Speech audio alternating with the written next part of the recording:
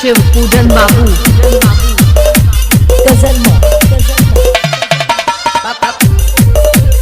आपके सामने एक बड़ा सा गोल भी है।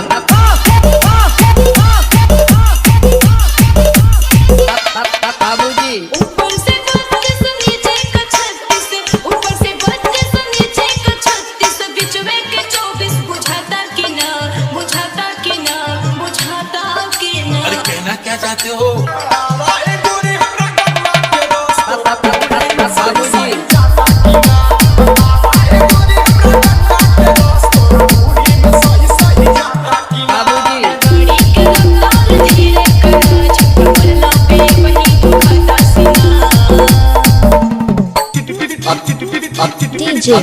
बे जल्दी बोल, कल सुबह पनवेल निकलना है। बाबूजी शिव पूजन बाबू डीजल डाल।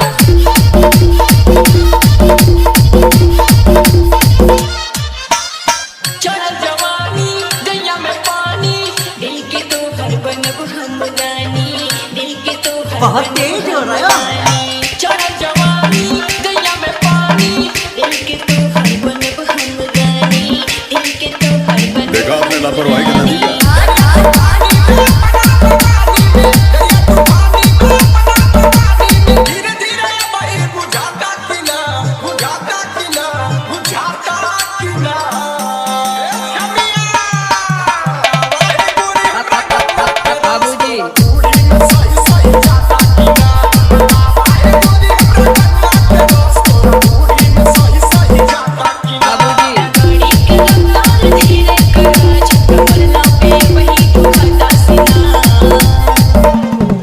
प्रजापति ब्रांड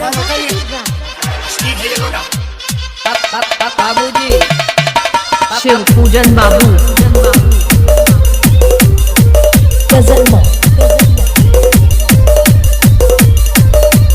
आपके सामने एक बड़ा सा गोल भी है।